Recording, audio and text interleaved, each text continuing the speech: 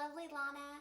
It has been quite some time, and I feel like I just didn't know what direction I wanted to go with my channel, if I wanted to keep it anymore. I know that I love doing beauty reviews, I love talking about beauty products, but I also love a more simplistic life, and I just kind of felt tired from the hustle of beauty products and reviews and sponsorships and just trying to figure out how to get this channel up and running. And so I took a break from it. I think it's been like several months, maybe over a year now since I did my last video. Also, there's been some life stuff that's been happening for me. I lost one of my amazing cats, Muffins. She died right before Valentine's Day last year. And it was just really, really heartbreaking for me. And I still have her sister Shadow, and we're getting on. And I feel like I'm ready to adopt another kitty, and so I'll talk to you guys about that maybe in another video. But right now, I really wanted to talk to you about something that happened to me recently. I just underwent major surgery, and I know you're probably looking at me and you're probably thinking that this is clickbait, but I promise you it's not. I really did undergo major surgery last Friday, October 6th, 2023. And I had a myomectomy. And I decided to do this video because it was watching other videos before I went through surgery that really helped me and inspired me. And so I want to shout out to my Uber guy, Emmett, because on the way to the hospital last Friday, we were having a really nice conversation, and he was like, you might not want to give up your channel. You might want to do a video to help other people out there who are going through this and don't know and might want answers. And I thought about it, and I was like, he's right. I do want to help other people because it was the videos of other people that helped me. So let me just get right into it. I have had a history of ruptured ovarian cysts. And if you've ever had ovarian cysts, they're so annoying. I was so glad that Justin Bieber's wife came forward recently and was talking about the ordeal of ovarian cyst. And for me, mine were always ruptured. My stomach always looked specifically bloated and protruding. I'm a really slender, fit girl. I'm always in the gym. I'm always running. I'm really I train like an athlete basically. And so I always had this belly, and I didn't know. I thought, okay, I just need to work harder. I just need to do more core stuff. I just need to do different things. And I'm telling you, you guys, I was doing all the things, and I still had this little round belly. Well, as time went on, back in July, I started having some really intense stabbing pain. I remember specifically it was a Saturday, and I was on my way to Marshall's, and I fell to my knees. It was just like, what is going on? It was just really stabbing. Um, Cut to Sunday morning in July, and I'm lying in bed, and this pain is just worse. It's like, and it's just getting worse and worse and worse. And I'm saying to myself, I need to go to the hospital. I cannot live through this. So I go to Cedar Sinai, because I live in LA, and they do all these extensive tests. I'm there most of the day. And then it turns out that I actually have what they called a 7 centimeter tumor. Now, I'm just going to tell you that the short end of it is that I ended up having to go through my insurance and get with a new medical group and see an OBGYN and actually get to the bottom of what was going on. I was freaked out, and I was just looking at a lot of videos, and all I could think of is that I want to keep my uterus. I don't want a hysterectomy. What are my options? And there was just so many things out there. There was laparoscopy, there was myomectomies, there was a new procedure where this doctor was talking about he goes through people's leg. And I knew I didn't want that, and I think it's only done in Atlanta or somewhere in Georgia. But I'm in LA, so I was like, I don't want to travel for that.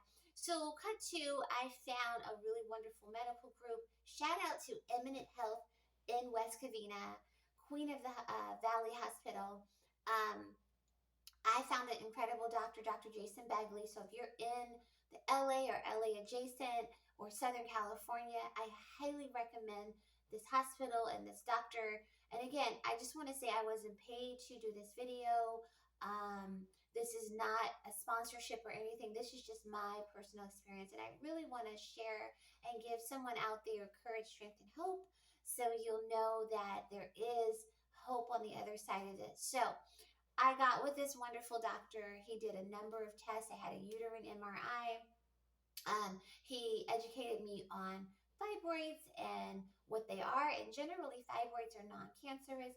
They tend to happen to women in the perimenopause phase. Some women even have them in their 20s and 30s. I am 45. I'm just a few months shy of my 46th birthday, which is right around Christmas. And so I still have normal cycles, but I was having all this stabbing pain and this extreme belly protrusiveness, like to the point where people were asking me when I was having my baby. And if you know or follow my channel, you know that I do not want babies at all. So hearing that was just very upsetting to me. So my doctor did a uterine MRI. He did extensive blood work before surgery. And what I really appreciate about my doctor is that he did not throw me into surgery right away. There was a process before we got to that. He also educated me about my uterus. And the first thing I said to him is that I want to keep my uterus. I absolutely do not want a hysterectomy. So what I aimed for was a myomectomy. And what that is that is the removal of fibroid tumors without removing your uterus. This is still major surgery. It requires a hospital stay for a few days. My doctor did a deep cesarean cut in my stomach, and he removed the fibroids. It turned out that I ended up having 10, or excuse me, 12. 12. So that's a 10 with a 2, 12 fibroids.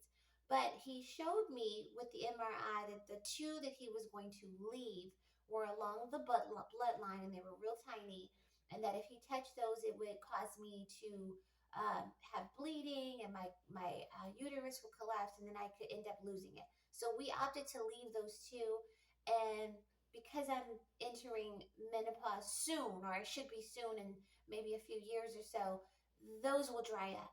And in any event, if any others return after the myomectomy, they should dry up as well. Okay, so last Friday I had my surgery. I got the proper diagnosis at the end of, well, actually in September. I saw my doctor at the end of August, got the proper diagnosis in September of everything I needed to know, and then we couldn't do surgery until early October. A myomectomy is very painful, but I want to tell you what I did to prepare for it. So anybody out there who is preparing or considering a myomectomy, what you want to do is you want to train your body as if you were going into a marathon. That is my best advice, and that is why I am up and talking to you a week post-surgery. I am walking around. I am literally doing a lot of activities that I normally shouldn't be doing. And my friends who have gone through this are just amazed, because they're just like, I couldn't get out of bed. I had a friend that said she needed someone to help her on the toilet her first week. I didn't need any of that. Thank you, Jesus. But what I did when I trained as if I was training for a marathon is, even when I was feeling not so good, I was getting up and going to the gym almost every morning. And if I had a rough week, I wouldn't go every day. I would exercise at the gym 3 days out of the week, and then I'd do some cardio in the neighborhood for another 2 or 3 days out of the week. But when I was going to the gym, I was lifting. I was doing a lot of lifting. I was doing up to 17 to 20 pound weights. I was also doing resistance. I was doing the machines where you pull your body up. I was also doing a lot of leg work, a lot of core work, lots of sit-ups, mountain climbers, leg lifts. I was also doing, there's a machine where you lay back and you put the weights on your feet, and I was doing like up to 100 pounds, and I was just pushing with that. And I mean, I was swimming, I was jumping rope, I was running, I was walking, I was doing the most. And I guarantee you, if you train your body as if you're about to go into a marathon, or if you just train your body, even if you're someone who's not normally working out like that, but if you just get up and train and exercise your body, you are going to recover from this beautifully. Now, let me just say this, I am not a doctor. If you have health issues, heart disease, high blood pressure, diabetes, or anything that's concerning, please, please, please talk to your doctor before you do any of what I am sharing that I did. I am somebody who is generally in good health. I don't have any challenges around my health. This is the first time in my life that I've ever needed major surgery. So, I was able to just continue with my gym routine prior to surgery, and I was able to prepare and I was able to recover beautifully. Now, I do want to tell you this in closing. I do feel tenderness around my stomach. I do have to take pain medication. I do get tired. I have moments where I feel like I've hit a wall, and all of that is normal.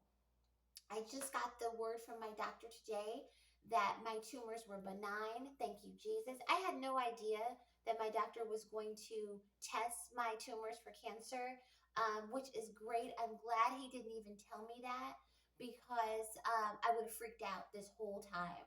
And so, yeah, I got the report today that everything's benign, and that I'm okay.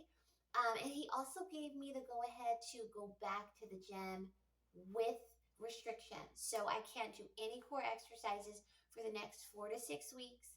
I can't swim just yet. And I can just do arms and light legs, no heavy weights on my legs.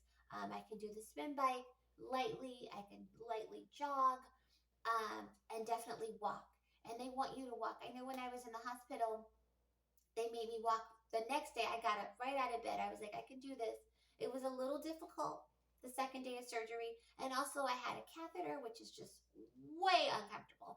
Catheters to me are like torture devices, but it was something that I had to have the first night and part of the next day. But I was able to get up, sit on the toilet, move about. By my third or fourth day, actually my third day, my doctor gave me the go ahead and shower. And in closing, I will say that the way he closed up my myomectomy or my surgery is he did deep sutures deep within, and then he glued the rest of my stomach.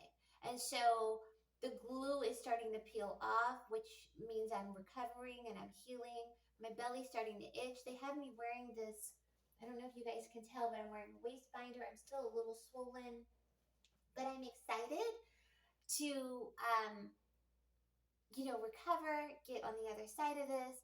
I want to tell you that I feel so much better. All the back pain that I was having, the excessive urination, I was constantly running to the loo every 5 minutes, all of that has ceased. I'm a week post surgery and I'm feeling a lot like myself, which is slightly more energetic. I'm not feeling all that pain and pressure. It was just such agony having these fibroid tumors. And I also want to say, for the most part, fibroid tumors are not life threatening. They're just really, really oppressive. Anyway, I hope this video was of some help to you. If you have any questions for me, please leave them in the comments below. Also, you can send me a private email. And I want to thank you guys so much for watching this video and staying with me so long. I don't know. I think I will be returning with a beauty review. And I'm also going to talk more about life stuff. So thank you so much for watching, and I'll see you in the next video.